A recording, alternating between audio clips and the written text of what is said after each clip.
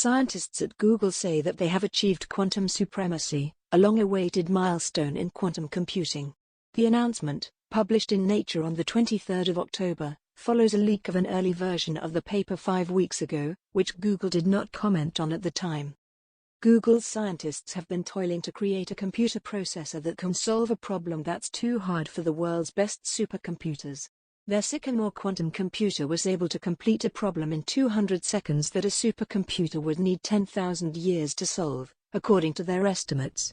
It's a single, contrived problem, and the chip would fail in a race with a supercomputer to add 2 and 2 together. But Google's scientists think they've achieved a historical computing milestone. Google's quantum supremacy demonstration showed how its Sycamore device could correctly verify sampling results from the quantum equivalent of a random number generator.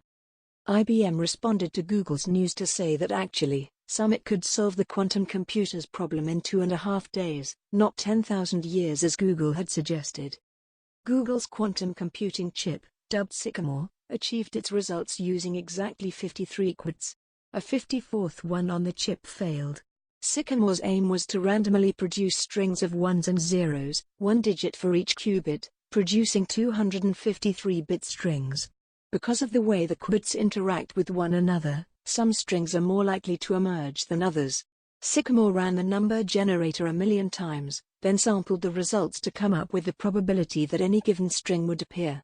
The Google team also ran a simpler version of the test on Summit, a supercomputer at Oak Ridge National Laboratory, then extrapolated from those results to verify Sycamore's output.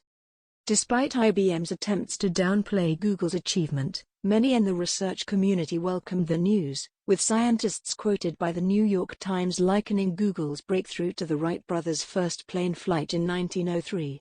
We may still be years away from having quantum computers that are useful for practical tasks, but Google's findings could finally have provided proof that such a future is possible in the first place. Thanks for watching.